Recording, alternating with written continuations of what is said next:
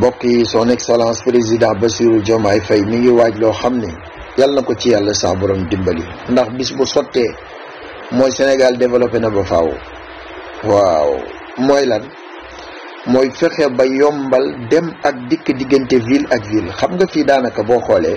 nguur yi fi weesu lan la ñuy xëynte woo mooy ville bi wala boo capitale bi naka la ñuy fexe ba transport bi maanaam embouteillage bi maanaam fa dem ak dikk daal ci capitale bi naka lay yombee. nga gis ñu def ay train express nga gis ñu def ay BRT nga gis ñu def mais diggante ville ak ville ñoom seen yoon nekku ci. maanaam boo bëggoon a jóge Ndar dem Tamba mu yomb lool donte da ngaa yor lu tolloog 100 tonnes wala nga yor lu tolloog téeméeri kilo wala téeméeri tonnes sa yoon néew ci maanaam mu yomb lool. nga jóge Tamba ñëw bëgg a ñëw Dakar mu yomb nga jóge Fuuta loo mën a yor ci bagage ak lu mu rëy mu yomb. loolu la président Bassirou Diomaye Faye bëgg a dekkil jaare ko ci nag dekkil semaine de fer. conseil des ministres bële passé waxuma bu tey àllarba bi mais àllarba bëri yaakaar naa fin juin bi wala début juillet bi la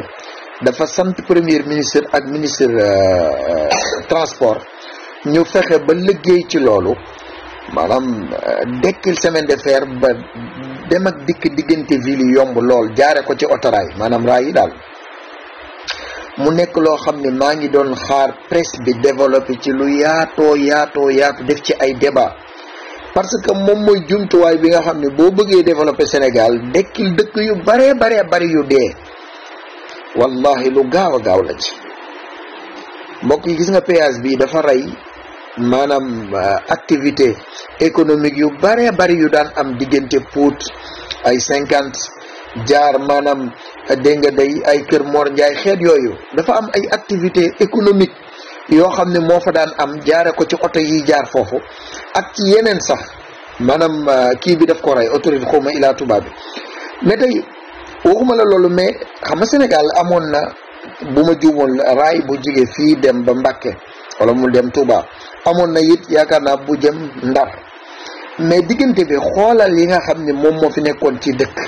loo xamante ni tey raay yooyu dekkaloon na ko mu nekk muy doxal économique bu baax a baax. imagine toi bu fekkee nga xam ne Sénégal yépp dañ koo def loolu nag nga xam ni nit ñi dañuy li ñuy tuddee maanaam xaw ma nan lañ koy tuddee maanaam fexe ba tey boo demoon Casamance la fay yàq ci màdd la fay yàqu ci mango la fay yàqu ci leneen ak leneen ñu mën koo transport def ko leneen te lenn rek la ñu manqué moom mooy maanaam fexe ba am jumtuwaay buñ koy defaree waaye buñ ko defaree ba pare it man koo yóbbu ci dëkk yi wër Sénégal ba man koo jaay wu yomb.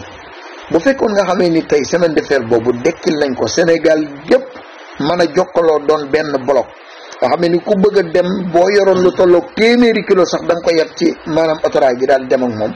loolu mbokk yi tawfeex gënu koo yaatu. ba tax nag maa ngi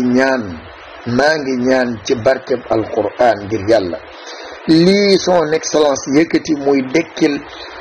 semaine de fer bii non yàlla na ci réussir. parce que bu ci réussir mooy développement wu Sénégal ba faw lii ñuy jooy nii ay ñàkk xëy bu boobaa day dakk lu bari ci emploi des jeunes mën na ko régler yal na ko yàlla sottal